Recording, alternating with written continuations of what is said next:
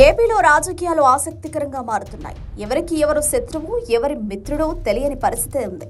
కొద్ది రోజుల కిందట వైఎస్ఆర్ కాంగ్రెస్ పార్టీకి రాజీనామా చేశారు విజయసాయిరెడ్డి. వ్యవసాయం చేసుకుంటానని చెప్పుకొచ్చారు. ఇక నుంచి రాజకీయాలు మాట్లాడనని కూడా చెప్పుకున్నారు. కానీ కొద్ది రోజుల పాటు సైలెంట్ గా ఉన్న ఆయనలో సరికొత్త కోణం బయటపడింది. వైఎస్ఆర్ కాంగ్రెస్ పార్టీ లక్ష్యంగా ఆయన విమర్శలు ఉన్నాయి. ముఖ్యంగా వైసీపీలో కోటరీపై ఆయన టార్గెట్ చేశారు. తాజాగా మద్యం కుంభకోణం విషయంలో సంచలన వ్యాఖ్యలు చేశారు. వైసీపీ నేతలే టార్గెట్ గా విజయసాయిరెడ్డి చేసిన కామెంట్స్ ఇప్పుడు ప్రకంపనలు రేపుతున్నాయి. ఈ కేసులో ప్రధాన సూత్రధారిగా ఉన్న రాజ్ కేసిరెడ్డిని టార్గెట్ చేసుకుని విజయసాయిరెడ్డి కీలక కామెంట్స్ చేశారు. మద్యం కుంభకోణం విషయంలో తనకు తాను విజిల్ బ్లోయర్ గా అభివర్ణించుకున్నారు.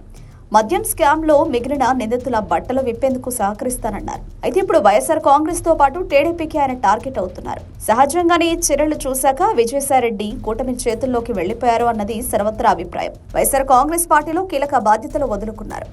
3.5 ఏళ్ల పాటు ఉన్న రాజ్యసభ పదవి కాలాన్ని సైతం వదులుకున్నారు. ఇది ముమ్మాటికి కూటమికి మేలు చేసినందుకేనని రాజీనామా చేసినప్పుడు విజయసాయిరెడ్డి ప్రకటించారు. వైఎస్ఆర్ కాంగ్రెస్ పార్టీకి రాజీనామా చేసిన తర్వాత టీడీపీ కూటమికి వ్యతిరేకంగా ఎన్నడూ వ్యాఖ్యలు చేయలేదు. పైగా మద్యం కుంభకోణం విషయంలో అడగకుండానే ఆధారాలు ఇస్తానని బహిరంగంగా ప్రకటించారు. అదే సమయంలో ప్రత్యేక దర్యాప్తు బృందం విజయసాయిరెడ్డికి నోటీసులు ఇచ్చింది. అయితే ఆ కేసులో అనుమానితుడిగా ఇచ్చిందా లేకుంటే సాక్షిగా ఇచ్చిందా అన్నది తెలియాల్సి ఉంది. అయితే ఈ కేసు విచారణకు హాజరైన విజయసాయిరెడ్డి మాత్రం దర్జాగా గౌరవప్రదంగా వెళ్లి వచ్చారు. అయితే ఈ కేసులో తను విజిల్ బ్లోయర్ గా అభివర్ణించుకోవడంపై వైఎస్ఆర్ కాంగ్రెస్ పార్టీ తీవ్ర స్థాయిలో విరుచుకుపడింది. ఆ పార్టీకి చెందిన మాజీ మంత్రి అంబటి రాంబాబు దీనిపై తీవ్రంగా స్పందించారు.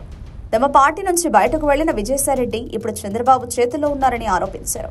అందుకే ఆయన అలా మాట్లాడుతున్నారని గుర్తు చేశారు. 3.5 ఏళ్ల పదవి కాలాన్ని కూటమి ప్రయోజనాల కోసం వదులుకున్న విషయాన్ని ప్రస్తావించారు. అలాంటి వ్యక్తి మాటలకు సాక్ష్యాలకు విశ్వసనీయత లేదని చెప్పారు అంబటి రాంబాబు. మరోవైపు టీడీపీ యువనేత చింతకాయల విజయ్ సైతం విజయసాయిరెడ్డి కామెంట్స్ పై స్పందించారు.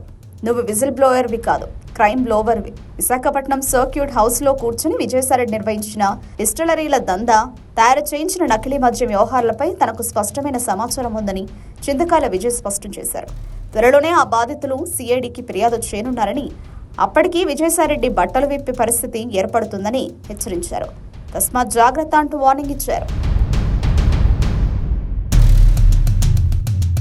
Subscribe to Social TV Telugu for more videos. Hit the bell icon for faster updates.